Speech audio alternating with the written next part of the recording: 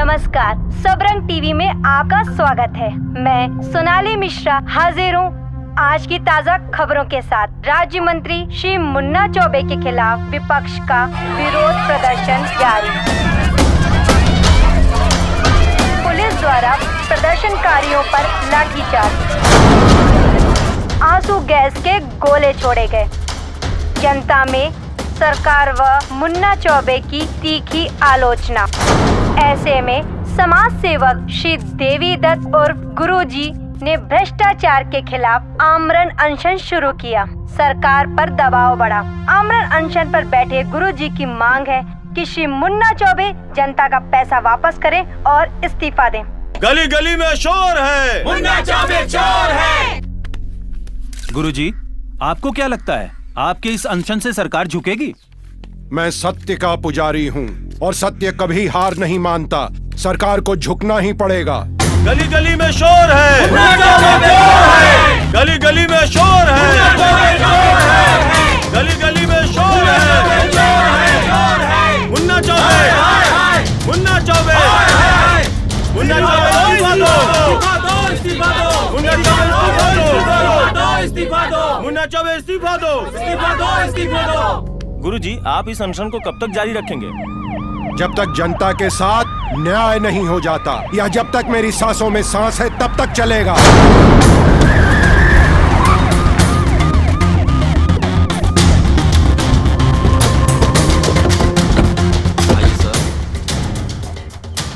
अरे जन चेतना पार्टी के अध्यक्ष आ गए।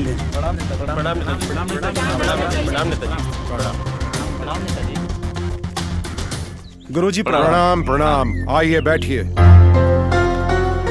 गुरुजी, मेरी आपसे करबद्ध प्रार्थना है कि अपना अनशन समाप्त कर दें। हम आपको वचन देते हैं कि मनरेगा में हुए कथित भ्रष्टाचार की जांच हम सीबीआई से करवाएंगे और दोषी पाए जाने पर मंत्री मुन्ना चौबे के खिलाफ सख्त से सख्त कार्रवाई की जाएगी।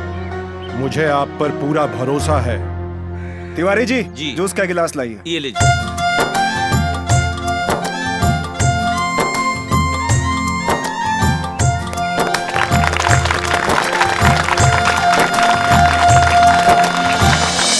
गुरुजी, इस विजय का श्रेय किसे देना चाहते हैं आप? जनता को। जनता जनार्दन है, और किसे दूंगा? गुरुजी, मुन्ना चौबे से जो आपकी लड़ाई चालू है वो कब तक जारी रहेगी? देखिए, आप लोगों को बड़ी गलतफहमी है। मुन्ना चौबे से मेरी लड़ाई कोई पर्सनल नहीं है। मेरी लड़ाई भ्रष्टाचार के खिलाफ है।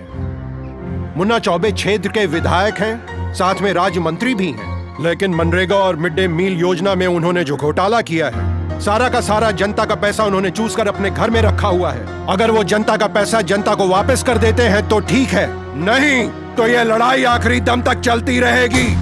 भारत माता की जय! भारत माता की जय! भारत माता की जय! सबरंग टीवी से मैं डीबी पांडे। गुरुजी के भ्रष्टाचार विरोधी आंदोलन में कूदा छात्र संघ, जमकर जगह जगह किया तोड़फोड़। बैकफुट पर आई हुई सरकार अपनी पार्टी के कुछ मंत्रियों के साथ गुरुजी से मिलकर पार्टी हाईकमान ने नरेगा में हुए भ्रष्टाचार की सीबीआई जांच का दिया आश्वासन।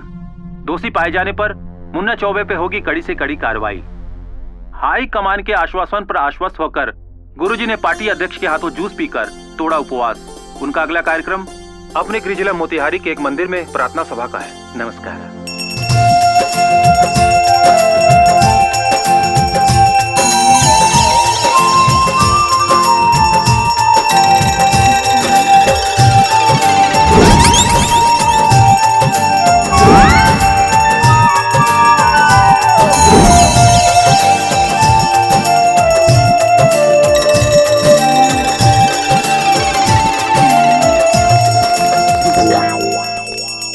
जगह शांति से नहीं खड़ा हो सकत। चल हाथ जोड़। देवकी जी, राउर बेटा विजय हनु। जी पंडित जी। इला बेटवा। जय भोलेनाथ। जय भोलेनाथ। जय भोलेनाथ। जय भोलेनाथ। हमरा लागता ई बड़ा वाला जय है। ठीक पहचाना तानी पंडित जी। अरे एकरा के चिन्हे में हम कैसे भूल कैसे केनी। यही मंदिर के सीढ़ी पर खरगोश के बच्चा नियन हमरा मिलल रहल। हम राउर ममता के गोदी में डाल देहनी। आज देखी रहुआ आपन सक बेटा विजय के जैसन ही एकरा के भी पाल पोस के कितना बड़ बना देहनी। जय भोलेनाथ, जय भोलेनाथ। पंडित जी जय भोले- अब पहचान गई ना, जल्दी से प्रसाद दी। दे तनी बेटा। ला बेटा। पंडित जी अब जान पहचान हो गई तो प्रसाद ज्यादा दी। हाँ, अरे ला बेटा, तू ज्यादा ला, पूरा लड्डू ला। जय भोलेनाथ। ली रहुआ लोग प्रसाद ली। ला बेटा तू ला। गुरुजी रहुआ भी ली। जय भोलेनाथ। भगवान तू दोनों भाई के जुगल जोड़ी ऐसे ही सदा बनौले रहे। पंडित जी तू प्रसादी ज्यादा खिया देला तो कुछ भी मत बोला, ये हमार भाई नहीं खाए। बड़ा शरारती लड़का है, रहुआ लोग चिंता ना करी, बड़ा होके तो सुधर जाए। ईश्वर करे राउर वाणी सच हो जाए।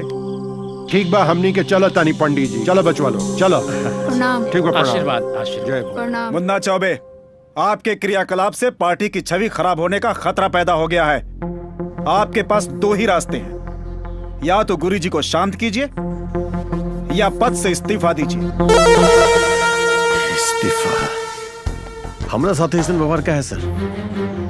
आज ले हम जे भी कहनी पार्टी के मजबूती खातिर कहनी, तन मन धन सबसे पार्टी की सेवा कहनी, फिर हमारा साथ ऐसा व्यवहार का है? लेकिन आपने अपने पद का दुरुपयोग किया है। आप पर लगे आरोप पार्टी में दी गई सेवा से भारी है, इसीलिए पार्टी हित में ऐसा निर्णय लिया गया है। अब फैसला आपको करना है, आपके पास केवल 24 घंटे हैं।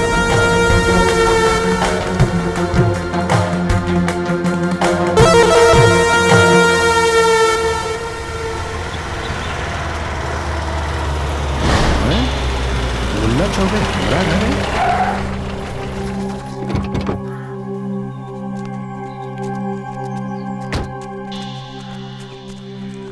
गुरुजी प्रणाम। प्रणाम प्रणाम। कैसे याद कहीं नहीं है? आई बैठी।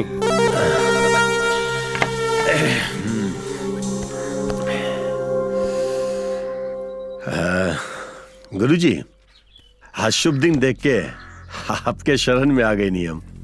वो दिन आप हमरा आशीर्वाद न देनी हमरा तनिको बुरा न लगा ना। हमरा मालूम बा कि आप हमरा से बहुत नाराज बानी। बाकी अब का करी हम गुरुजी, 2 करोड़ रुपया हमरा खाली पार्टी के टिकट लेवे में लागल, और ऊपर से चुनाव के खर्चा, मटन मुर्गा दारू सारू कंबल कपड़ा सब बांट बुट के तकरीबन 8 करोड़ रुपया खर्चा होगा। अरे तब जाके चुनाव जीत के आपके लगे बैठल बानी। गुरुजी अब आपके मालूम बा कि ई मनरेगा आई मिड डे मील सबसे हमरा बिले कितना रुपया आइल बा? खाली 4 करोड़ बस। हम कमाई थोड़े करत हैं, हम तो गुरुजी खाली अपन जौन पैसा लगल बा ओकरा रिकवरी करत हैं। ऐसे गुरुजी हम आपसे हाथ जोड़ के विनती करत हैं कि आंदोलन करके सबके सामने अपना नेतागिरी के छवि के नंगा करे के मत करी कोशिश गुरुजी। ऐसे हम बचपन खातिर कुछ लाइल बानी, मिठाई उठाई लाओ रे जी। हाँ ला ला। हाँ देखिए गुरुजी, ये एक साथ स्वीकार करके हमरा अपन आशीर्वाद दे दी प्लीज। अरे ये का करत हनी?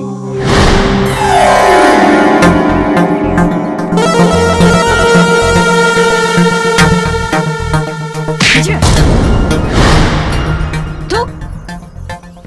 विजय हम कहता नहीं, थूक। मार।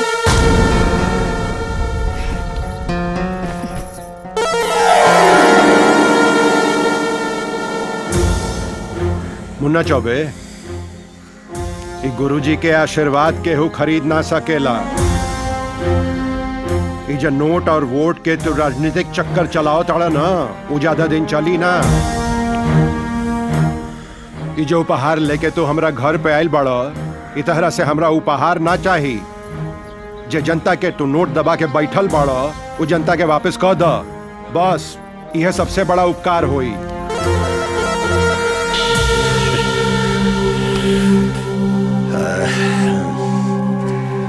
अरे रे रे बेटा बेटा बेटा, हाँ? खामखा तोरा हमरा वजह से मार पड़ गई। कोनो बात ना, कोनो बात ना। गुरुजी बुरा मत माने, अब एकरा सलाह समझी चाहे मर्दमगी समझी। आज के दिन ही लड़का के मुंह से मिठाई छीनल अच्छा ना लगा। हम जाता नहीं और इस्तीफा भी दे दे। लेकिन वो इस्तीफा के दर्द बार बार आप ही के याद दिलाई। हाँ? प्रणाम प्रणाम प्रणाम। वाह बच्चा।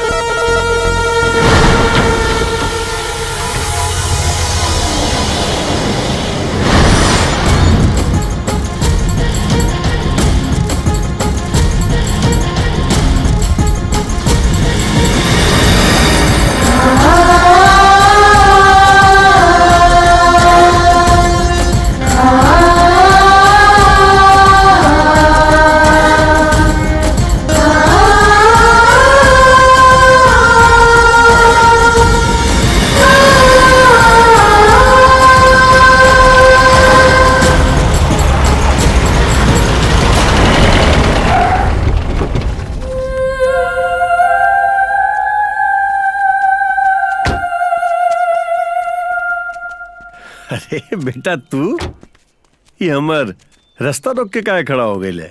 वो मिठाई के डब्बा जौन आप बाबूजी के घर में देत रहनी उ हमरा के दे दी। मिठाई के डब्बा?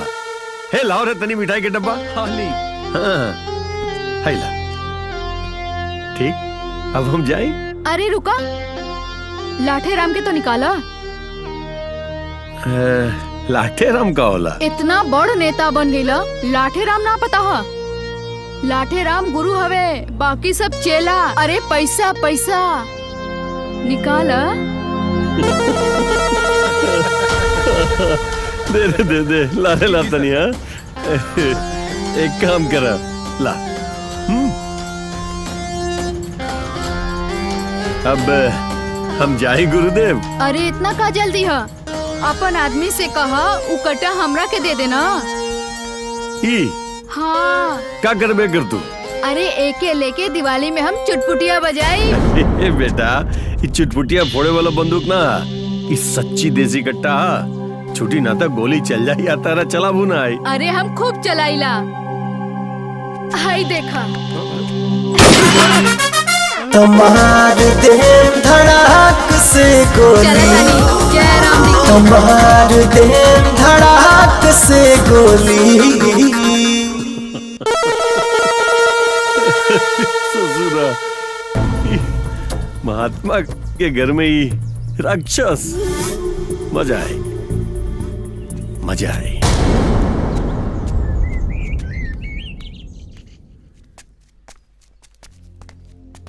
का रे घूम क्या होता रे? बड़ भाई पढ़ लिख के बनिहन कलेक्टर और तू बनबर उनकर चपरासी। हैं? चल जो जाके अपन बड़ भाई के संगे पढ़। कितना बेर कहनी वो हमार भाई नहीं खे। चुप रहे ना लायक, जलने की ना, जाके पढ़ चुपचाप से। अरे रवा शांत हो जाई, काहे लेकर के डांटत रहेनी? अब पंडित जी कहले रहलन ना कि बड़ा होके ठीक हो जाई। तो संभारी ना लायक के, हम जाता नहीं। चल विजय, भीतर चल के पढ़ाई कर।